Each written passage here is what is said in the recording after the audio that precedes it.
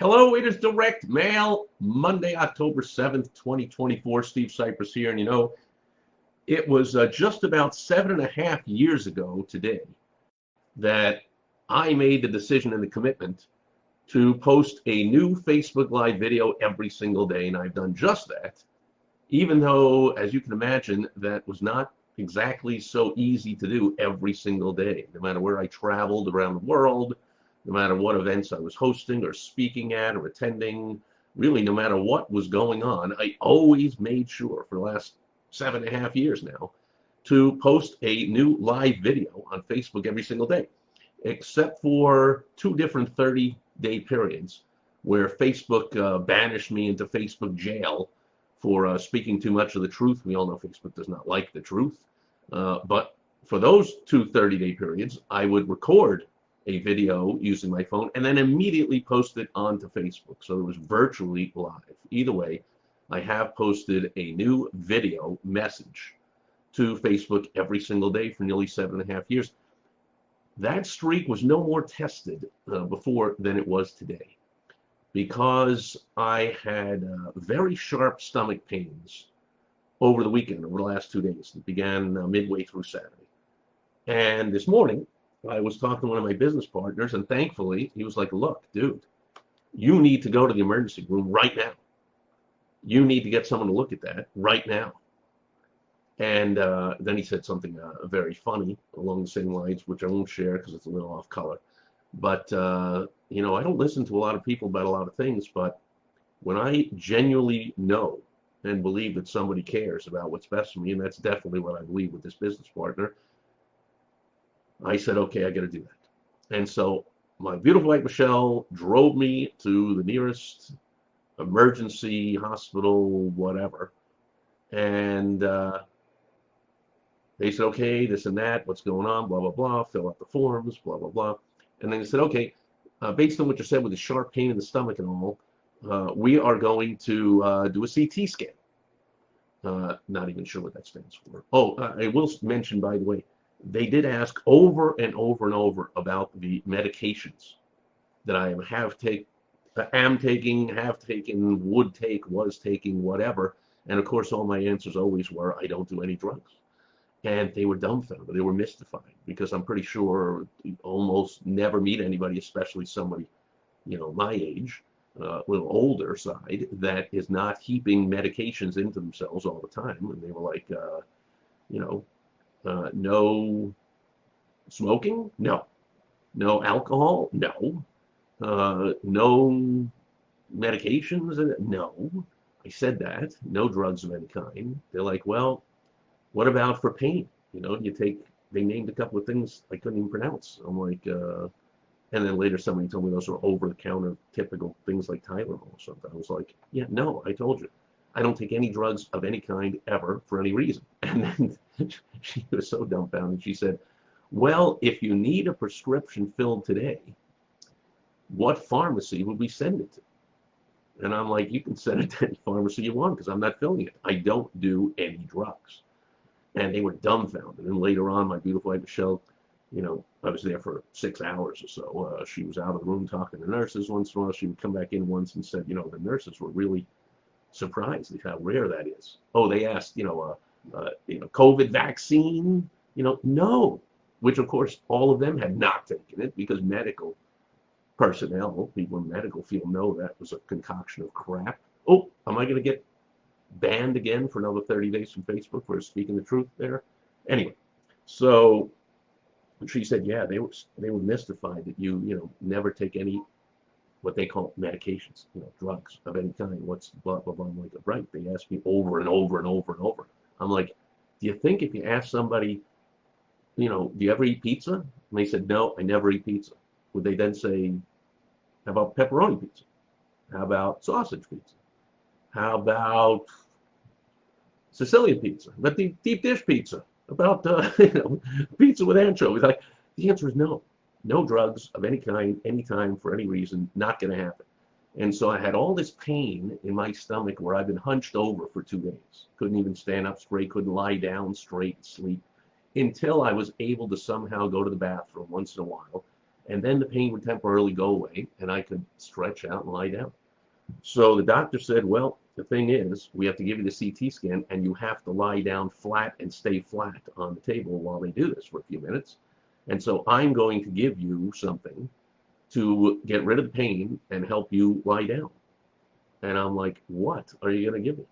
And he said, morphine. And I'm like, not that I know of, would I ever, but, I'm sure I didn't know what was going on when I was 2 years old or something, but I would never, of course, put morphine into my body. I've seen movies. I mean, that's what they jab into soldiers who are injured on the battlefield or something, some kind of pain with it. I'm like, pain? Like, it's pain. I can deal with it. I'll get over it. Like, if it helps.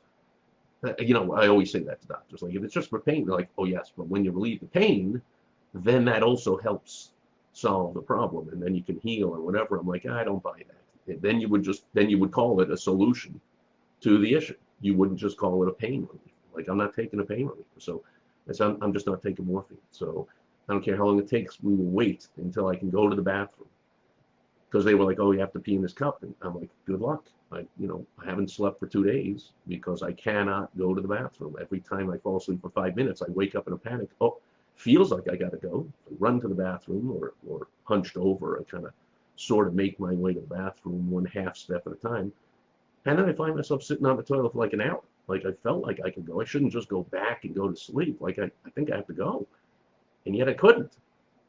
But I knew that when I do go, then I can go back and lie down and get a few winks in and get maybe another 15 or half an hour, 15 minutes, half an hour sleep before I get acute pain again.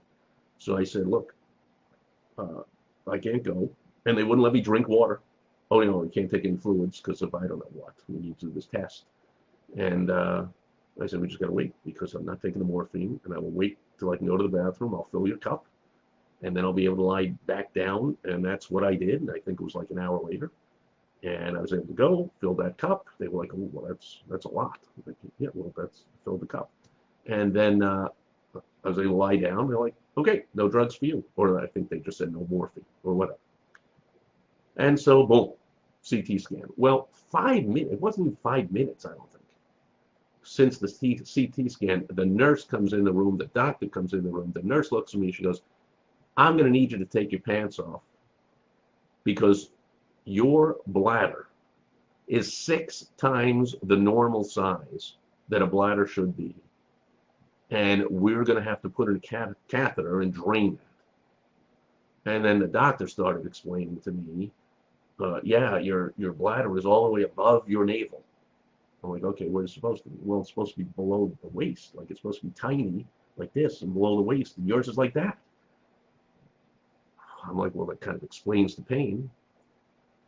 He did not explain the pain of the catheter, I'll tell you that, which is still in me. And I will not show that, by the way. Talk about Facebook banning me for 30 days if I showed that. You'll have to take my word for it. I still do have the old the IV thing, I don't know, bandage or whatever she put on. I still have my hospital ID thing on there, but not showing you either the catheter or the drainage bag or whatever they call it that is constantly being filled. Like, I don't have to go to the bathroom. I'm constantly going to the bathroom now. This is total craziness. But anyway. So the doctor said, like, I think we're going to drain about 2 liters of urine out of your bladder, like, instantly. Well, the nurse came in to do the catheter thing, and she goes, actually, it's going to be about 3 liters. And sure enough, all 2 liters, more than 2 liters came out like immediately in the first 10 minutes. And by the way, pain totally gone. It felt much better. And then over the next couple of hours or so, another more than a liter. It ended up being more than 3 liters of fluids, as they call them, of urine, draining out of my bladder through this catheter. Like, whatever. Meanwhile, I checked it out, and apparently a liter of urine weighs about 2.5 pounds or so. So I'm like, hey, you know what? That means I almost instantly lost about 8 pounds in a couple hours. Like, if I wanted to, I mean, I didn't get on the scale. I didn't get on the scale before I left, but like, holy promoli. I mean, the main thing is the pain in my stomach went away, but also about 8 pounds. of fluids drained out of my body. I've been carrying around 8 pounds of liquid in my bladder, and they're like, the bladder is pretty, I forget, elastic or whatever they call it. Like it can expand or whatever they said, quite a bit. But man, you really tested the limits there. Although they did say they've heard of somebody that my beautiful friend Michelle was reading something on the internet that somebody had 4 liters drained out of them or something. But oh my goodness! So I highly do not recommend that. Whatever caused this, I highly recommend you don't do that. I haven't found out yet because this was just the emergency thing, and he immediately referred me to a urologist I have to go see, who will hopefully get this thing out of here, and I can get an appointment soon. But who knows? He wouldn't tell me. He's not the specialist. He wouldn't tell me. And the CT scan also showed 4, I forget what they call it, image something, 4 things in my lungs, 4 spots or something in the lungs. He said that could just be scar tissue from years ago, could be nothing, could be whatever, but got to go see a pulmonologist, a lung specialist. So those are the 2 docs I got to follow up with. The urologist, get this thing out of where it is, and and find out what's going on there. And of course, there'll be more testing that will not be pleasant. If you've ever had those kind of tests, you know what I'm talking about, or even if you ever heard of them. So that's what's ahead of me. And pulmonologist, hopefully things are okay there. Of course, they're going to test for cancer, so that could be on the horizon. So we just don't know what's going on. But I will say that I lost 8 pounds today, and I lost all that acute pain that has gone away. Now, with this thing in me, constantly draining, it is quite uncomfortable. It is quite uncomfortable, which the doctor said, and if you've ever had this, maybe you know, he said, oh, your body will get used to it. Right now, it's kind of fighting because it's a foreign object in your body. I'm like, I'll say, it's a foreign object in a part of my body I never thought anything would go into. Give me a break. And so, yeah, thankfully, my body is fighting this. But he said, when it'll get used to it, which I didn't ask him how long that takes, because hopefully that's not a code word for you're going to be carrying around this bag and have this catheter for days, weeks, months, years. I don't know what the heck. So I don't know.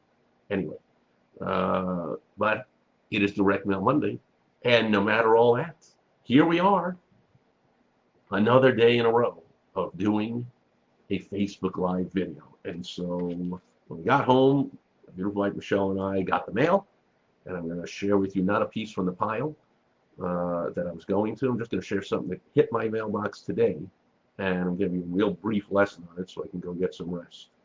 But this is from a dentist, and what caught my eye on here is the dentist said the meaningless drivel headline, it does nothing. Unlock the power of your smile. That's just a terrible headline. But below it, what caught my eye, it said, searching for a dental experience that's both delightful and innovative. Look no further than broadband dentistry. That's the line right there. And I'm like, first of all, I don't know anyone that is searching. Woke up this morning and said, I got to find a dental experience that's delightful. Well, not just delightful, actually. It's got to be delightful and innovative. That's what I got to find. So I don't know anybody that's searching for that. However, when he said innovative, that caught my eye. And I'll tell you why. Because years ago, I remember a study, and I talked to a lot of clients since then, and a lot of professionals since then. And it said that human beings, we just believe if you are behind the times in technology and innovation, that it's likely your entire business, your entire professional practice is behind the times. And I don't want to go see a dentist who, back in the day, I was talking about like not updating their website, or their latest blog post was 3 years ago, or they had a copyright date on the bottom of their website that was like 2 years before, like it would say copyright 2022 if I looked at it today. I'm like, that's sending a signal to your prospects that they're not paying attention to detail, and they're just not keeping up with technology. And so subconsciously, at the very least, the prospect is thinking, I'll bet they don't have the latest equipment. I bet they don't have the latest X-ray machine. I bet they don't have the latest tools, because they're just clearly not into whatever the latest thing. So when this broadband dentistry proclaims that they are innovative, that's good news. They actually are. And I'm going to give you the #1 best way to show your prospects, oh, Sorry, I'm so uncomfortable here, and I just realized I don't have to go to the bathroom. I am going to the bathroom. This is the first Facebook Live video I've ever done while I'm going to the bathroom. How about that? Anyway, so here's the greatest, easiest way, not to mention that it's very beneficial if you do it, to show your prospects and your current patients or customers, clients, members, whatever they are in your business, that you are in fact innovative, that you're keeping up with the state-of-the-art, latest technology, which gives them the feeling that you're keeping up with the latest in everything, in your equipment, the training of your staff, your tools. Everything you do is the latest. If you're an auto repair place, you must have the latest tool, the latest tune-up equipment, and your techs must get all the latest training and the newest things to do, because I can tell you really care about technology. The way to do that is with AI. So you can go to my website, aigrowthwizards.com, and find out a lot more about that. And you can get on my calendar, and we'll talk about that.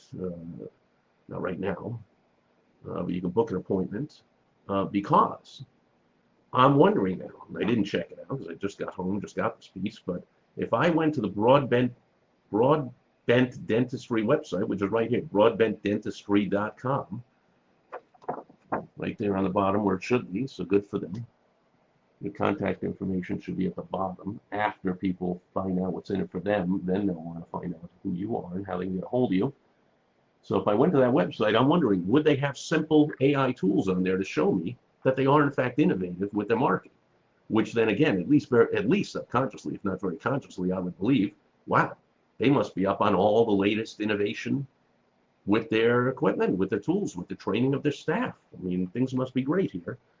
Because on their website, do they have even a simple chatbot to answer questions 24 hours a day, or for me to be able to book my appointment without just, click and book an appointment? What if I have some questions and then they say, okay, now would you like to book an appointment? That's what AI does. It's just like a human when you program it, right? Maybe not just like it, but it's like a human. If there's still questions the AI can't answer, then of course it'll say something like, someone will call you tomorrow. That's a question I can't answer. But otherwise, the bot can be programmed to answer just about every question that comes in, and anything new, surprising comes out of the blue, you add that into the program of the bot, and then that gets answered.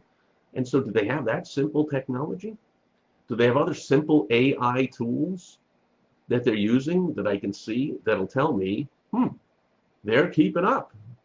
They must, I'm thinking, at least subconsciously, they must be keeping up with the actual doing of their business. If they're keeping up with the marketing and the operations of their business, then they must be keeping up by having the latest X-ray equipment and the latest, say and put the thing in your mouth. That tool must be the latest and the latest training, and on and on. I said it over and over. So if you want to show dentists or any other kind of business that you are innovative as a company, easiest thing you can do.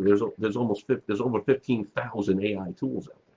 Start using some AI tools, because it's likely your competitors are not, or they're not using them properly. I read a study recently said only 2% of businesses are using AI as much as they should be. That means 98% are not. It's very likely that you're in that 98%. I'm sure you know, but it's likely your competition is too. So if you are the only dentist in town who is using AI even half to the capability you can, you're very likely to stand way out. Again, at least subconsciously, of everyone in your town thinking, this is the most cutting edge, state-of-the-art, innovative dental practice. That's the one I'm going to trust to take my kids. That's the message today. Thanks for being here today. Thanks for watching on the replay. That'll do it for Direct Mail Monday, October 7th, 2024. I will be back with you again tomorrow on Topical Tuesday. Until then, over and out. Oh, I got to click this twice. Bye-bye.